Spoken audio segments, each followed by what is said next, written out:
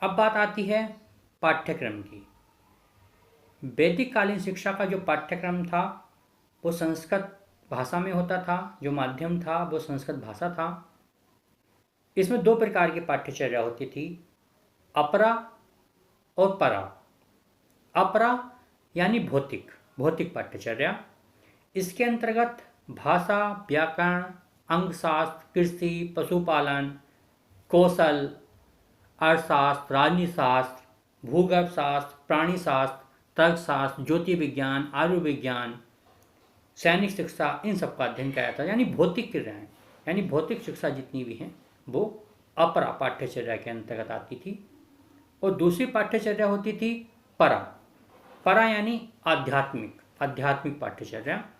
इसके अंतर्गत वैदिक साहित्य, वेद, वेदांग, उपनिषद, धर्मशास्त्र, नीतिशास्त्र और धर्मानुकूल आचरण किस प्रकार से किया जाए, इस सब की शिक्षा दी जाती थी। ईश्वर भक्ति की शिक्षा, संध्या बंदन की शिक्षा, यज्ञादि की शिक्षा, कर्मकांड की शिक्षा, ये सारी शिक्षा परा यानी आध्यात्मिक पाठ्यचर्या के अंतर्गत दी जाती थी।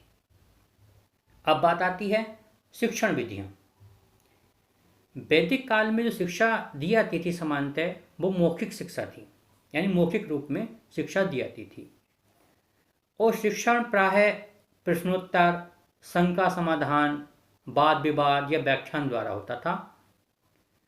भाषा की शिक्षा के लिए अनुकरण विधि और कला कौशल की शिक्षा के लिए प्रदर्शन एवं अभ्यास विधि। और उपनिषद की जो शिक्षा दी जाती थी वो श्रवण मनन और निधिध्यासन विधि द्वारा दी जाती थी। यानी पूरी तरह से शिक्षा जो थी वो मौखिक शिक्षा थी। प्रश्नोत्तर के द्वारा भी दे सकते थे, व्याख्यान के द्वारा, बाद द्वारा। जैसे कि अब उच्चतर जो क्लासें होती हैं, आपकी से क्लास है, उसमें व्याख्यान के द्वारा शिक्षा प्रदान की जाती थी, वो शिक्षा प्रदान की जाती है। माध्यम में आपको बता ही चुका हूं कि माध्यम जो होता था वो संस्कृत होता था। एक विशेषता और आती है वैदिक काल की, वो आती है न्यायिकीय पद्धति। न्यायिकीय पद्धति मीन्स क्या होता है? न्यायिकीय पद्धति कि न्यायिकीय पद्धति में क्या होता था, जो बच्चों की शिक्षा होती थी उसमें कक्षा के अंदर एक नायक बना दिए जाते थे।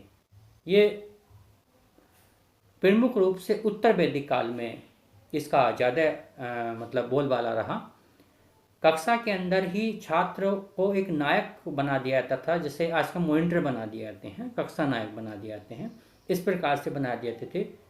तो वो जो अपने से जूनियर छात्र होते थे उनको भाषा, साहित्य और नीतिशास्त्र की शिक्षा प्रदान करते थे। अब बात आती है अनुशासन की। अनुशासन की शिक्षा दी जाती थी, उसमें जो वैदिक काल का अनुशासन था उसका तात्पर्य शारीरिक, मानसिक और आत्मिक संयम से लिया जाता था।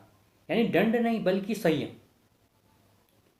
शारीरिक संयम जैसे कि ब्रह्मचार्य व्रत का पालन करना, श्रृंगार न करना, सुगंधित पदार्थों का प्रयोग न करना, नृत्य संगीत का आनंद न लेना, मादक पदार्थों से दूर रहना, गाय को न मारना, झूठ न बोलना, इस प्रकार से। और मानसिक संयम यानी इंद्रिय निग्रह, सत्य, अहिंसा, अस्तेय, अपरिग्रह का पालन करना, ब्रह्मचर्य का पालन करना, काम, क्रोध, लोभ, मद, इन सब से दूर रहना।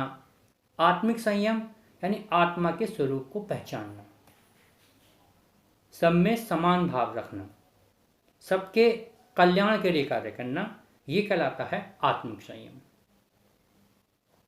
अब बात आती है शिक्षक की। शिक्षक यानी गुरु। तो जो शिक्षक होते थे वो बहुत ही विद्वान होते थे, स्वाध्यायी होते थे, धर्मपरायण होते थे और सच्चरित्र व्यक्ति होते थे। ये अति संयमी व्यक्ति होते थे और इनको समाज में एक उच्च स्थान प्राप्त होता था। इनको समाज में एक उच्च स्थान प्राप्त होता था, समाज में इनका बहुत ही अधिक सम्मान होता था। ये पूरी तरह से वेद में प्रतिष्ठित, वेद रूप में प्रतिष्ठित व्यक्ति होते थे। यानी वेद का इन्हें अच्छे प्रकार से ज्ञान होता था। इसीलिए समाज इनका बहुत अधिक आदर करता था। अब बात आती है शिक्षार्थी यानी शिष्य। शिष्य जो होते थे वो गुरुकुल में प्रवेश करते थे, तो उनको प्रवेश तभी मिलता था जब वो अविवाहित होते थे, यानी ब्रह्मचार्य व्रत का पूरी तरह से पालन करना होता था। वे सादा भोजन ग्रहण करते थे, सादे वस्त्र पहनते थे। गुरु की सेवा करना इनका प्रमुख कर्तव्य होता था। गुरुकुल के जो नियम होते थे उनका पालन करना होता था, वो उनका परम कर्तव्य होता था। नित्य पूजन हवन करना, गुरु गृह की व्यवस्था करना, सूर्य डूबने से पहले संध्या तथा भोजन करना, गुरु की सेवा करना, उसके बाद ही रात्रि में विश्राम करना, ये इनके कार्य होते थे।